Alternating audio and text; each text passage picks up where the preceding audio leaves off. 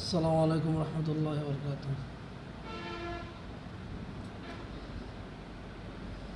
Bangladesh cricket team যে একাদশ নিয়ে মাঠে নামছে, ওদের 11জনকে নিয়ে আজকে বোলিং নিয়ে কথা বলার নাই। বোলিংরা মোটামুটি না, ওয়ান ডে ম্যাচে এর চাইতে ভালো করার মতো সুযোগ থাকে না আসলে।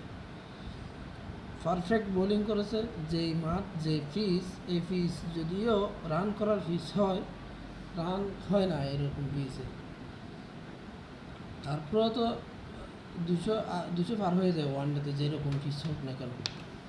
এটা পরেও বোলিংরা খুব সুন্দরভাবে, মেকানিজম ভালো ছিল, ওদের কমিউনিকেশনও ভালো ছিল। প্রত্যেক বোলিং সবাই মোটামুটি ভালো করছে।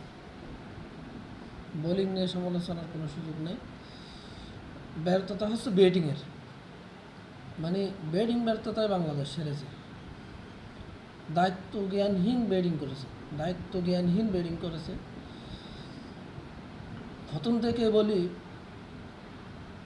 তানজিদ হাসান তামিম শট খেলতে গিয়ে আউট। কারণ আমাদের এখানে মনে হয়েছে 191 রানের টার্গেট না, 391 রানের টার্গেট।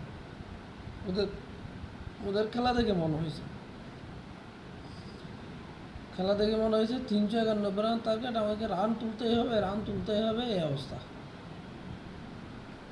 ওনারা আফগানিস্তান ব্যাটিং করছে, ওনারা দেখছে এখানে রান আসতেছে না, এখানে বড় শট খেলা যাবে না। ওনারা এই জিনিসটা ইব্রাহিম জারদান থেকেও চাইলে শিখা যেত। কারণ সবাই উড়ে যাচ্ছে, দেখা যাচ্ছে এখানে রান আসতেছে না, মানে মাটি খামড়াইয়া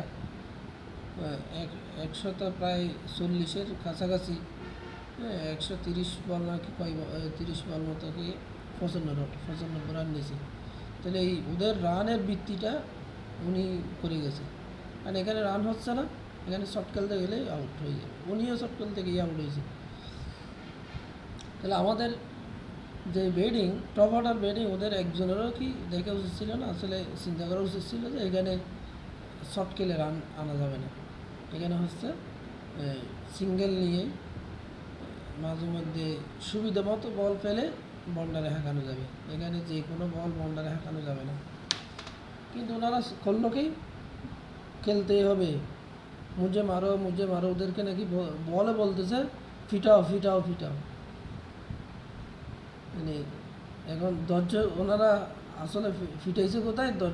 দর্শকের বুকে, যারা ক্রিকেট নিয়ে চিন্তা করে, যারা ক্রিকেটকে ভালোবেসে অনেকক্ষণ বসে খেলা দেখে, ব্যাটের বারেটা বলে দেয় নাই, ওনারা দিয়েছে দর্শকদের হৃদয়ে দিছে। কারণ আফগানিস্তানের মতো ক্রিকেট একাদশের বিরুদ্ধে বাংলাদেশ লাগাতার সিরিজ ম্যাচ তো হারতেছে, সিরিজও হারতেছে। এর আগে সিরিজও আফগানিস্তান জিতছে, এই সিরিজও ওনারা জিতে গেছে। তো বাংলাদেশ, ওনারা কি বলবো, সর্বপ্রথম 2জন ব্যাটিং ওখানে, 2জনে একই সিস্টেমের বলে উঠেছে।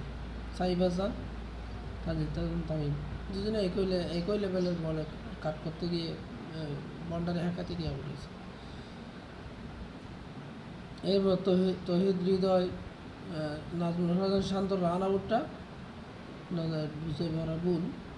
কিন্তু এই ধরনের ম্যাচে কিন্তু শান্ত রান করার কথা। এই ধরনের ম্যাচ, এই ইয়াগুলোতে রান আসে না, বল খেয়ে বল দেখে রান নিতে হয়। এগুলোতে কিন্তু শান্ত পারফেক্ট, কিন্তু শান্ত হয়ে গেছে, রান আউট, ভাগ্য খারাপ। এরপর তৌহিদ হৃদয়, তাও একই অবস্থা, ছক্কা হাঁকাইতে গিয়ে রশিদ খানকে ছক্কা হাঁকাবে, চিন্তা ভাবনা ওটা নিয়ে রাখছে, আসলে ফিটাবে, ছক্কা মারতে গেছে আউট, বোল্ড। তাও ওরকম অবস্থায় একজন ছক্কা হাঁকাইতে গিয়ে বোল্ড হলে কেমনটা লাগে? মানে যদি বাউন্ডারিতে বলটা যেত উড়ে হাওয়ায় বেশি, বাউন্ডারি পর্যন্ত যেত একটা কথা, তাও না। এরপর নুরুল হাসান সোহান, জাকির আলী, কেউ দায়িত্ব নেয়নি, কেউ নিতে পারে না, সবাই শর্ট খেলতে গিয়ে আউট। নুরুল হাসান সোহান, জাকির আলী ওনারা চলে যাওয়ার পর আর কী থাকে? আর তো ম্যাচ জেতানোর মতো ক্রিকেটার আর থাকে না। তানভীর হোসেন, হ্যাঁ, তারপর রিশাদ হোসেন, মুস্তাফিজ, তানজিম হাসান সাকিব, হ্যাঁ, ওনারা যা হওয়ার তাই হয়েছে।